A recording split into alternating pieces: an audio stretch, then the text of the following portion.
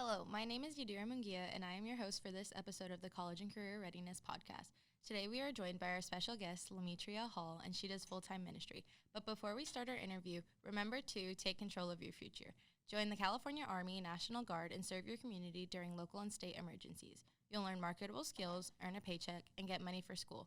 Contact Sergeant Aquino today at 916-233-7615.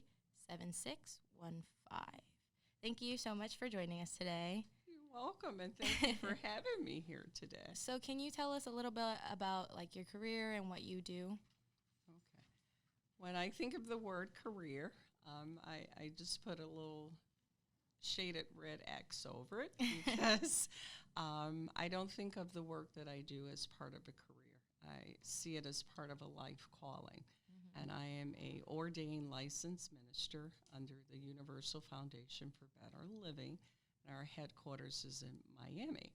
My ministry work primarily is in the Baltimore area. I'm an adjunct professor at a community college there in Maryland, and I teach one class, and the class that I teach also ties into my ministry work and my passion of working with young adults.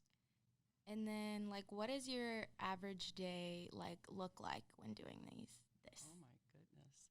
My average day, I could give you my fall semester. Begins with waking up 5 days a week, teaching a college course at a high school. And so that's Monday through Friday from 9 to 10:30. And then I could leave there and go into the church and start with my meetings on Thursdays and Fridays from 11 a.m. that could run until 6, 7, and sometimes 9 o'clock at night.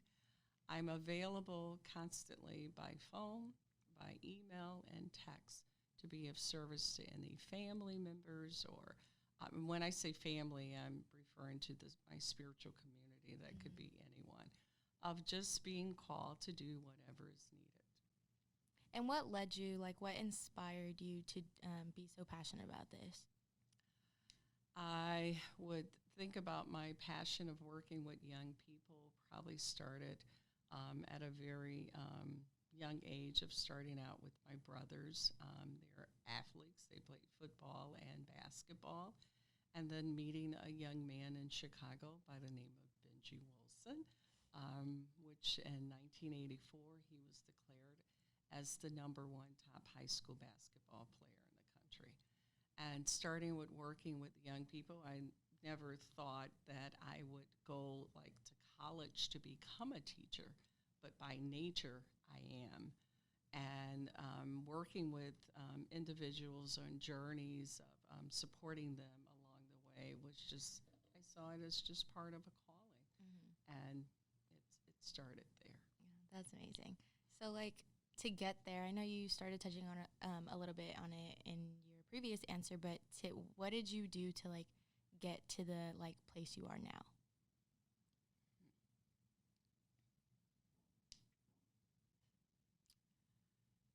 As a young child, I was always curious about the world, life, just in general. And growing up in a very religious family, I always questioned the Bible, individuals as part of preaching from the Bible. And as a child, I was attending a Pentecostal church, and I was strucken by the language of being told that a female could not be a minister. And so that sparked me as a young child. And in my pursuing on a spiritual journey, for me to come to a realization deep within myself that I knew that there was a higher power that was calling me to do certain things in life. And so just curiosity, because I questioned so many things. And I think that led me on the journey, and I've had so many miraculous things to happen with my life to just confirm that I'm on the journey that I've been called to be on.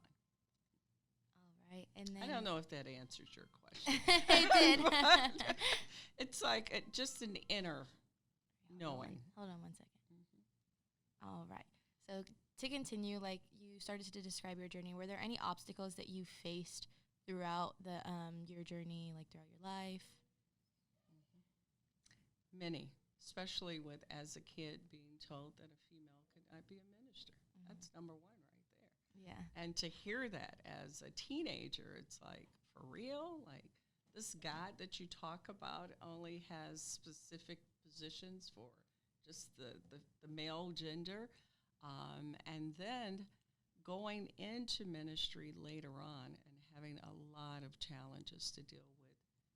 And I don't want to get too much in it, but to be caught up in, as we would say, the politics of religion. Yeah. And that was very challenging for me until I came to a point in my life that I knew that this is what I was called to do, and it didn't matter at that point. But you could imagine, I mean, I failed a religious test that was not based on just a piece of paper, but through oral exams and things like that because of different things that were involved in the politics of religion. The way you talk about it, you sound so passionate. So what do you think, like, if you could narrow it down to, like, one thing, is your favorite thing about what you do? Being able to serve others on their journey of pursuit of happiness. What are, like, so continuing on with, like, being passionate about it, what are your, like, core values that continue to motivate you, like, as you continue to serve and do this thing that you're so passionate about? One of the greatest things is authenticity, being who you are, expressing who you are, and being true to who you are. Because a lot of times we hide behind others. We're pursuing things that we think this is what other people want us to do. Or we even say what we think other people want us to say. So just being who you are, I think I'm at an age now where I could say what I want to say without, I'm very conscious of, other people and their feelings, but I could express who I really am. And that's what I would tell to young people. Just follow your inner thoughts and express yourself. Yeah. All right. And then what are some, like, particular, like, skills or things that you've learned that have really helped you in what you do? Okay. Flexibility in my thinking. Another term you would say of being very open-minded.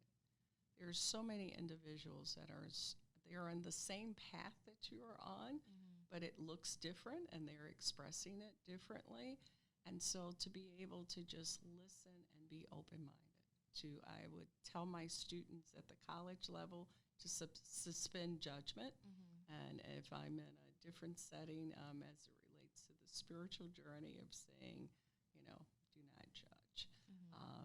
That would be the key area of just learning to be open-minded and to listen more. And then do you have any, like, advice for anybody who may be feeling the same way you did with the calling, or just, like, anybody who's interested in the path that you've taken?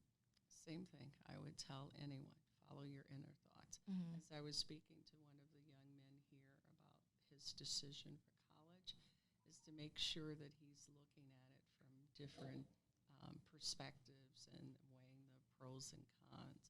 But bottom line, follow your inner guidance, your heart. Thank you so much for coming and joining us today and sharing some very insightful things.